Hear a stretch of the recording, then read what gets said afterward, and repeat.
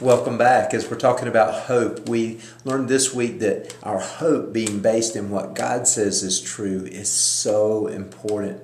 That if we recognize that what He says is what brings us hope, then we hope in His Word, if that makes sense. One of the strongest psalms ever written regarding God's Word is Psalm 119. Now, it is very long, okay? So we're going to encourage you to go to it today, but I want you to notice a repetitive phrase in Psalm 119.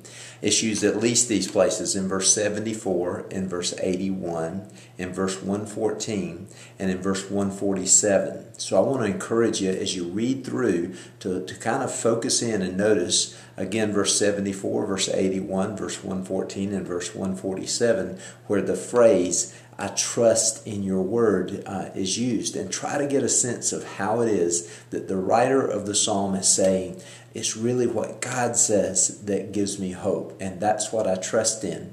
I hope in your word. My hope is in what you say is true. Now, with that in mind, I really would encourage you to focus when you get to verse 147, to read verses 147 and 148, because that's not only talking about His word, but talking about meditating on His promises. And that's another very important way of actually putting our hope in His word.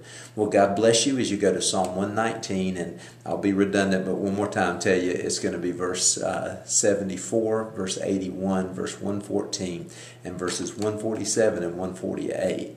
And God bless you as you allow Him to help you to start trusting and hoping in His word. I look forward to being with you tomorrow.